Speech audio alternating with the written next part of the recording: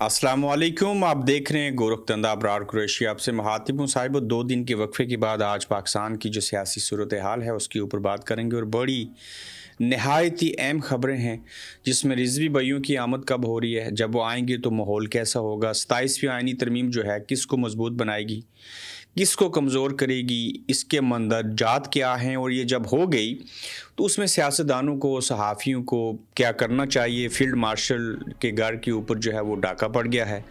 शाह महमूद कुरैशी से मिलने वालों का सत्यानाश तो हो चुका, लेकिन ये प्लान क्या था, ये मंसूबा क्या था और ये नाकाम कैसे हो गया, इस पर भी बात करेंगे। और अमेरिका का पाकिस्तान से धोखा, सोहेल अफरीदी का बड़ा इक़दाम जो है वो किस नौयत का है। साहिबो सबसे पहले आ जाएँ, मुरीदके का वाक़या हुआ, जो रिजवी भाई हैं अंसुर साद रिजवी, ये सुनने में आया कि उर्स चूँकि हो रहा है खादम रिजवी साहब का 19 नवंबर को, और उससे कबल जो है वो दफ़ा 144 का नफाज कर दिया गया है पंजाब के अंदर।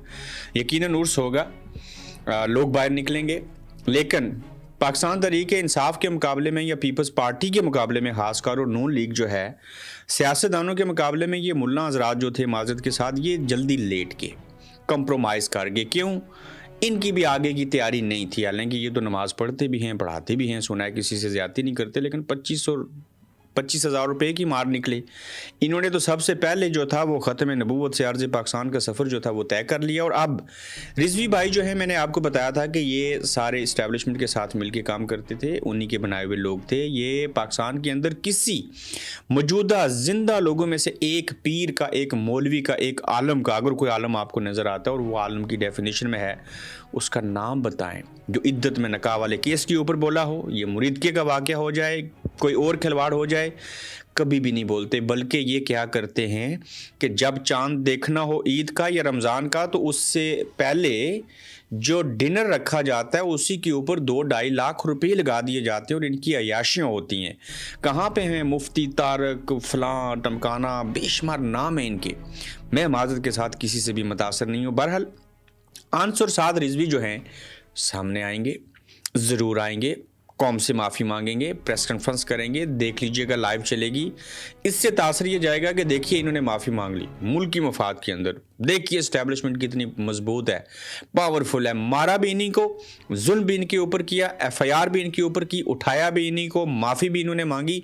ये होती है हार्ड स्टेट, ये है हार्ड स्टेट की असल में डेफिनेशन। तो लिहाजा 19 तारीख से पहले मुमकिन है कि दोनों रिजवी भाई सामने आ जाएं, माफ़ी मांगें, झूठी कहानी सुनाएंगे। जैसे अली मीन गंडापुर कहते हैं ना 2 बातें, मैं छुप छुप के पैदल चल के फ़लाँ जगह से हो के KPK हाउस से होते हुए KPK पहुंचा था। फिर एक इंटरव्यू में इन्होंने कह दिया था कि मैंने 786 लिखा और मैसेज कर दिया और अल्लाह को पहुंच गया। ये भी इसी तरह की प्रेस कॉन्फ्रेंस होएगी। और जैसे पहले मौलवियों ने कहा ना, वतन की खातर, मुल्क की खातर, मज़हब की खातर ये सारा कुछ हम कर रहे हैं और हमारे से पाकिस्तान की तरफ जा रहे हैं, तो इससे क्या होगा, श्योरिटी मिलेगी मरीम साहिबा को कि ये जो 39 लाख वोट पंजाब से हुआ था ये आपको आइंदा मिलेगा। ये इलेक्शन ही लड़ेंगे, बैन ये हो चुके हैं। मरीम साहिबा आप डरें नहीं, आप बुलेट प्रूफ शीशे के पीछे तकरीर मत कीजिए।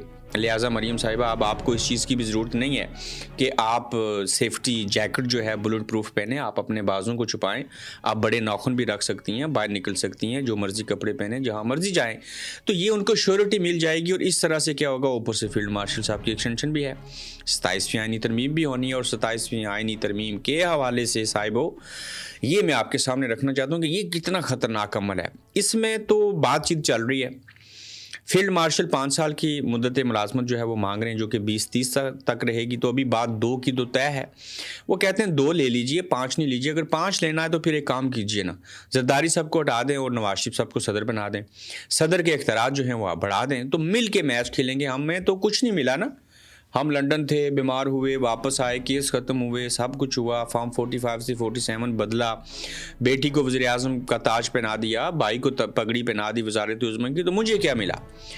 तो ये जो सारी सूरत हाल है, इसमें 27वीं आइनी तरमीम जब होएगी तो इसमें सबसे ज़्यादा मजबूत कौन होगा, मिलिट्री इस्टेब्लिशमेंट, और अदलिया मजबूत भी होगी और उसके साथ खिलवाड़ भी होगा।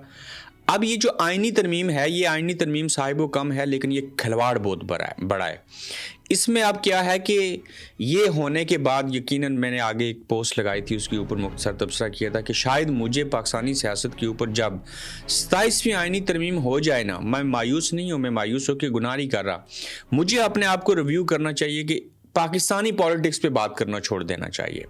کیوں؟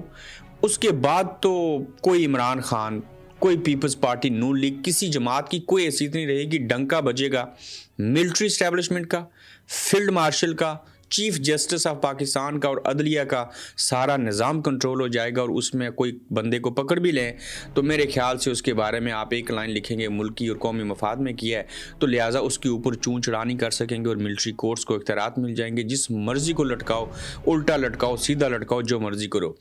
اچھا، دوسری جانب میں دیکھتا ہوں کہ الحمدللہ یہ ظلم، یہ جبر، یہ ستم، یہ سارا کچھ ہو رہا ہے۔ نظام چونکہ ننگا نہیں ہو رہا، نظام کو صاف نہیں کیا جا رہا، صاف کرنے کی تو ضرورت ہی نہیں ہے نا، جب ننگا ہوگا تو ویسے ہی صاف ہو جائے گا، نہلا دیں گے اس کو۔ تو ہو کیا رہا ہے کہ اس ملک کے اندر جتنا ظلم، جبر، ستم، کھلواڑ اور یہ آئین کے ساتھ ترامیم اور سارا کچھ اور عدلیہ کو کنٹرول کرنے کی چیز ہو رہی ہے نا، معاشی حالات آپ دیکھیں پھر کیا ہوگا، پھر لاوا پک رہا ہے، یہ لاوا پھٹے گا، اور پھر آپ دیکھیں کہتے ہیں کہ گھی جو ہے وہ جب سیدھی انگلی سے نہ نکلے تو پھر انگلی ٹیڑھی کرنا پڑتی ہے۔ یہاں پتہ ہے کیا معاملہ ہے، نہ گھی سیدھی سے نکل رہا ہے نہ ٹیڑھی سے نکل رہا ہے، یہاں پہ کوئی مٹھی بنانی پڑے گی، اور جب گھی سیدھی بھی اور ٹیڑھی بھی انگلی سے نہ نکلے تو پھر ہمارے پاس صاحب یہ راستہ ہے کہ ہم انقلاب کی طرف جائیں۔ وہ کون جائے گا یہ میں آپ لوگوں کے اوپر چیز چھوڑتا ہوں۔ تو 27ویں آئینی ترمیم فوج کو، عدلیہ کو مضبوط بنائے گی، سیاستدانوں کو، پارلیمنٹ کو، عام انسانوں کو، پاکستان کے عوام کے بنیادی انسانی حقوق جو ہیں وہ مسخ ہو کے رہ جائیں گے، اور اس 27ویں آئینی ترمیم کے بعد ملک کے حالات یکسر بدل جائیں گے، اور جو صورتحال پہلے سے خراب ہے وہ مزید جو ہے وہ خراب در خراب ہوتی رہے گی۔ اب فیلڈ مارشل کی ایکسٹینشن کے حوالے سے میں یہاں پہ آپ کے سامنے ایک نقطہ رکھوں، اور پھر میں بتاتا ہوں کس فیلڈ مارشل کے گھر کے اندر جو ہے وہ ڈاکہ پڑا۔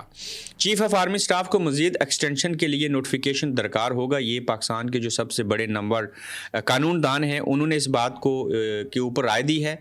ان قانون دان کے مطابق نوٹیفیکیشن کی بالکل ضرورت ہے، اور ان کے مطابق اگر نوٹیفیکیشن نہیں ہوتا تو 29 نومبر کو جب سورج ڈلے گا تو فیلڈ مارشل صاحب کو آرمی چیف کے طور پر قصہ تمام ان کا جو ہے وہ ہو جائے گا۔ یہ شہباز گل صاحب نے سینئر قانون دان جو ہیں ان کے ذریعے یہ پوری تحقیق کی ہے۔ تاہم اس ملک میں 27ویں آئینی ترمیم کروانا، ساری چیزیں کرنا، نوٹیفیکیشن کروانا کون سا مشکل ہے۔ بہرحال ایک خبر میں آزاد کشمیر کے ساتھ لنک کرتا ہوں۔ 27ویں آئینی ترمیم اور آزاد کشمیر کے اندر تحریک عدم اعتماد اور پیپلز پارٹی کا جو نیا وزیر اعظم ہے، یہ باتیں آپس میں لازم و ملزوم ہے۔ کیسے؟ آپ پہلے 27ویں آئینی ترمیم کے مندرجات کو مانیے، صوبائی خود مختاری اس میں کم ہو جائے گی، فوج کا بجٹ بڑھ جائے گا، اور چیزیں بے شمار ایسی ہیں خطرناک جس کا کریڈٹس آصف علی زرداری کو بالخصوص اور پیپلز پارٹی کو جاتا ہے، جنہوں نے 18ویں آئینی ترمیم کر کے صوبائی خود مختاری اور صوبوں کو اختیارات دیے تھے۔ وہیں پہ پیپلز پارٹی کیا آزاد کشمیر کے اندر ایک وزیر اعظم صرف 9 ماہ کے لیے، میں آئندہ بتا دیتا ہوں، نون لیگ کی حکومت بنائیں گی آزاد کشمیر کے اندر، ٹھیک ہے؟ کیا 9 ماہ کی حکومت کے لیے 94 ارب روپے کا بجٹ اس سال کا باقی رہتا ہے 2025 سے 2026 جون تک، پھر 27 اگلا بجٹ آئے گا، وہ تو ہے ہی الیکشن کا سال۔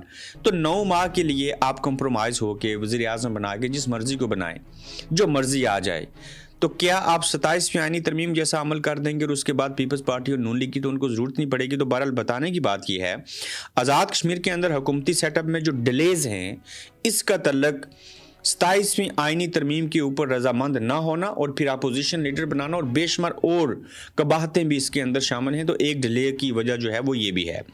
تو نوٹیفیکیشن تو ہر صورت چاہیے، 27ویں آئینی ترمیم کرنی ہے، اس کے بدلے میں یہ جو ٹھپا لگا ہے فیلڈ مارشل والا یہ بھی اسی میں فکس ہو جائے گا، اور یہ اعزازی سے افیشل بھی جو ہے وہ ہو سکتے ہیں۔ صاحبو آپ دیکھیے کہ جو فیلڈ مارشل ہیں ان کے گھر کے اندر جو ہے وہ چوری ہوئی ہے، اور یہ فیلڈ مارشل کے گھر کیسا ڈاکہ ڈالا گیا۔ اسلام آباد میں فیلڈ مارشل ایوب خان کے پڑپوتے تیمور ایوب خان کے گھر 80 لاکھ کی چوری ہوئی. نامعلوم خاتون گیٹ پھلانگ کر ڈرائیونگ روم سے فیلڈ مارشل ایوب خان کے ذاتی استعمال کے قیمتی سامان سمیت کئی قیمتی اشیاء چرا کر لے گئیں اور ہرن کے منہ کا چاندی والا پیالہ، چاندی کا ٹرے، ڈونگا، چمچہ بھی چوری. یہ دنیا نیوز نے جو ہے وہ خبر دی ہے. وہیں پہ صاحب آج ہیں اگلی جو خبریں ہیں اس کے حوالے سے ہم بات کرتے ہیں کہ امریکہ نے پاکستان کے ساتھ جو ہے وہ کس نوعیت کا دھوکہ کیا اور کیوں کیا.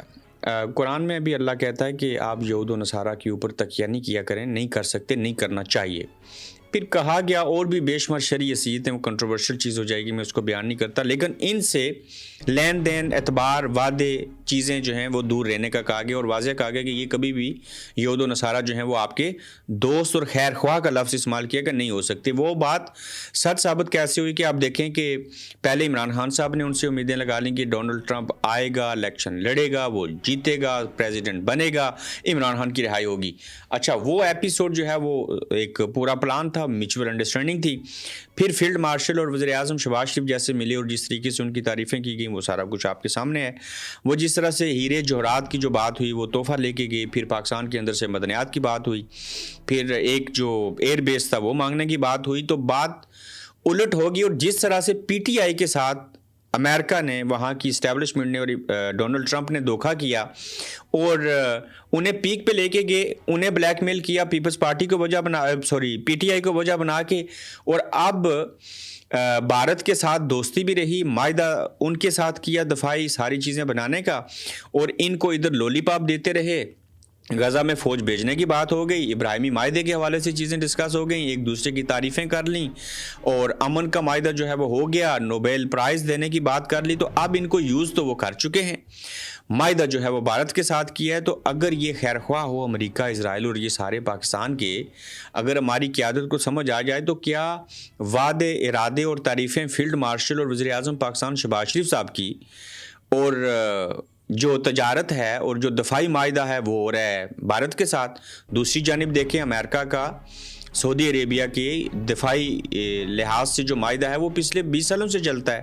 وہ پتہ نہیں کتنے بلین ڈالر یا ٹریلین ڈالر میرے خیال سے وہ پر ایئر جو ہے وہ ڈالرز کی مد میں ادا کرتے ہیں. الگ بات ہے وہ تیل میں کنورٹ ہو جاتے ہیں رقم سعودی عربیہ کی.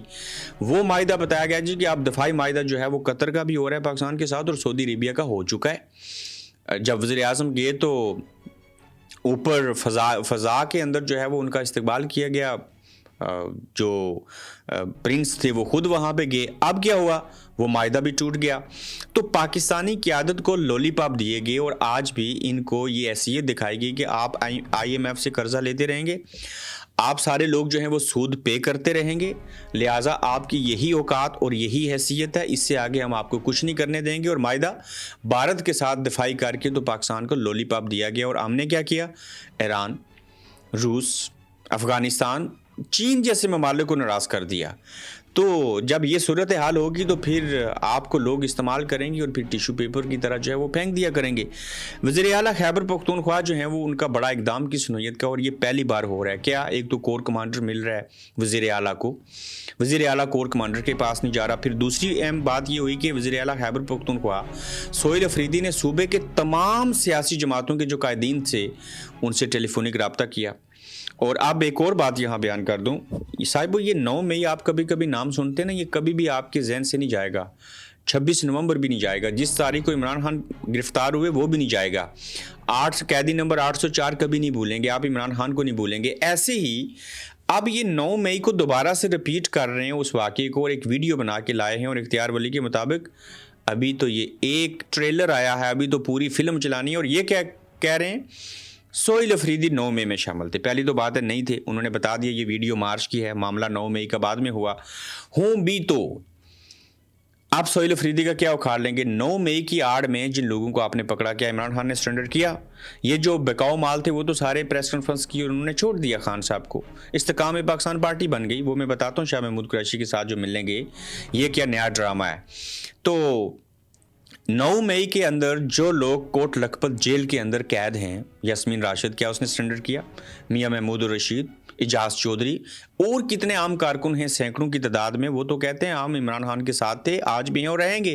اس میں سے کسی عام بندے نے پریس کانفرنس نہیں کی، اگر پریس کانفرنس کی تو چور، کرپٹ اور حرام کھانے والوں نے کی۔ تو کیا سہیل افریدی جو ہے اس کو 9 مئی میں شامل کریں گے تو کیا ہو جائے گا؟ کچھ بھی نہیں ہوگا۔ یہ 9 مئی والا جو بیچنے والی کہانیاں تھیں یہ ختم ہو چکی ہیں، اور وزیر اعلیٰ سہیل افریدی کا مولانا فضل الرحمان، ایمن ولی خان، سراج الحق صاحب سے، امیر مقام صاحب سے، آفتاب شرپاؤ سے اور محمد علی شاہ باچا سے رابطہ ہوا، اور تمام قائدین سے صوبے کی مجموعی امن و امان کی صورتحال پر گفتگو کی گئی، اور صوبے میں امن کے قیام پر کوئی دو رائے نہیں کہ امن و استحکام حکومت کی اولین ترجیح ہے۔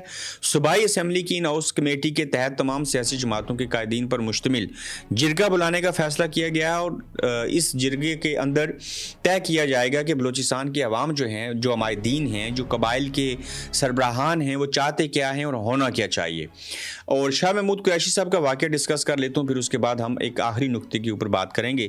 شاہ محمود قریشی صاحب سے لوگ ملے، یہ جب بھی دیکھیں سہیل افریدی کو روکنا ہے، وزیر اعلیٰ نہیں بننے دینا، 9 مئی والا کھیل شروع کیا گیا۔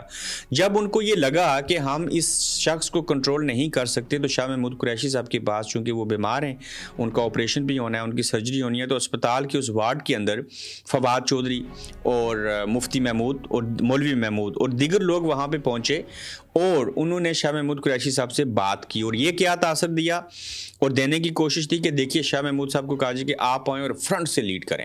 آج ڈون اخبار نے بھی اس واقعے کو ایکسپوز کر دیا، اور خاص کر شاہ محمود قریشی صاحب کو جب پہلا وفد مل کے نکل رہا تھا اور دوسرے آ رہے تھے، اور شاہ محمود قریشی کو پتہ چل گیا یہ کوئی جال ہے، یہ کوئی چال ہے، یہ کوئی سازش ہے، تو انہوں نے اپنے وکیل کو بطور گواہ بلانے کی کوشش کی۔ الگ بات ہے وہ دیر سے پہنچے، لیکن یہ پلان یہ تھا کہ شاہ محمود قریشی کے بیٹے زین قریشی کو تو مینج کر لیا، مہر بانو قریشی کو تو مینج کر نہیں سکے، شاہ محمود قریشی بھی مینج نہیں ہو رہا، تو لہٰذا شاہ محمود قریشی کو نہ صرف کنٹروورشل بنا دیں بلکہ ہم یہ تاثر دیں کہ دیکھیے ہم ڈائیلاگ کرنا چاہتے ہیں، اسٹیبلشمنٹ ڈائیلاگ کرنا چاہ رہی ہے، شاہ محمود قریشی فرنٹ سے لیڈ کریں، اور کون پہلی اب جو قیادت ہے کرنٹلی وہ عمران خان کے لیے کچھ نہیں کر سکی، وہ شاہ محمود قریشی کے لیے کچھ نہیں کر سکی، اب شاید اسد عمر، فواد چودھری، مولوی محمود جو ہیں یہ سارا کچھ کریں گے۔ تو شاہ محمود قریشی صاحب بھی جانتے ہیں، اور یہ جو گئے تھے یہ بھی جانتے ہیں کہ جب پی ٹی آئی کے ساتھ تھے تو بلے بلے تھی، جس نے آپ کہاں پہ ہے پرویز خٹک،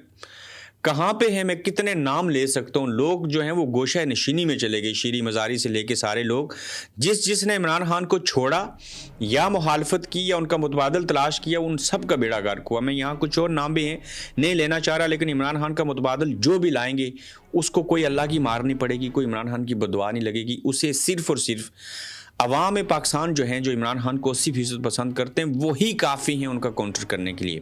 تو یہ شاہ محمود قریشی والی جو چال تھی، یہ ایک منصوبہ تھا، ایک پلان تھا، اور اس پلان کا مقصد یہ تھا کہ ہم ایک نئی ڈائیورشن کے اوپر لگا دیں ان کو، اور عمران خان کی رہائی کے لیے مذاکرات ہونے لگیں، یہ ہونا لگا ہے، اور نون لیگ کو بھی ڈرا دیں، پیپلز پارٹی کو بھی ڈرائیں کہ دیکھیں ہم ادھر سے مذاکرات شروع کرنے لگیں، لہٰذا آپ 27 میں آئینی ترمیم کریں، لہٰذا فیلڈ مارشل کو ایکسٹینشن دیں، اور اوپر سے پی ٹی آئی کی جو قیادت ہے اس کو بھی ایک تاثر دینے کی کوشش تھی، اور خاص کر عوام پاکستان کو اور پی ٹی آئی کے ورکرز کو کہ بات چیت ہو رہی ہے، بات آگے بڑھے گی، لیکن یہ بات کبھی بھی مذاکرات کے تحت نہیں ہوئے گی، یہ ذاتی رنجش ہے اور سارے معاملات ہیں۔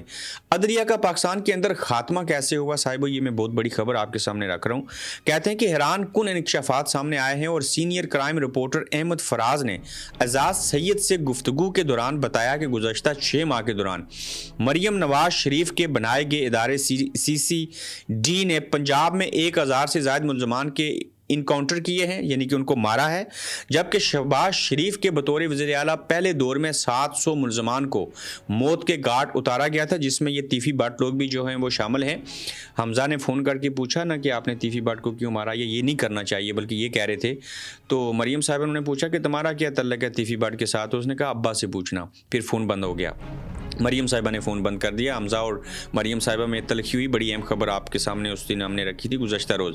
اچھا، جس ملک کے اندر سی سی ڈی کی کاروائیاں عروج پر ہیں، آپ دیکھیں گے یہ بات جو ہے وہ سمجھ سے بالاتر ہے، اور اس سب کی تعریف کی جائے یا تنقید کی جائے، جس ملک کی عدلیہ اپنا کام چھوڑ چکی ہو وہاں ایسے ادارے انسانوں کو کتے کی موت مارتے ہوں، بس ثابت ہوا کہ پاکستان میں عدالت نام کی کوئی شے موجود نہیں ہے۔ اگر یہاں پہ ہے تو جس کی لاٹھی اس کی بھینس کے مصداق ہی چیزیں چل رہی ہیں۔ تو یہ ساری صورتحال ہے، اور حکومت اور عوام کے ساتھ کیسا ظلم ہے یہ میں آپ کو بیان کر دیتا ہوں۔ فاضل بجٹ کی IMF کی شرط پوری کرنے کے لیے شہباز حکومت کا 200 ارب نئے ٹیکسز لگانے کا منصوبہ ہے۔ سولر پینلز سیل ٹیکس کی شرح میں اضافہ متوقع ہے۔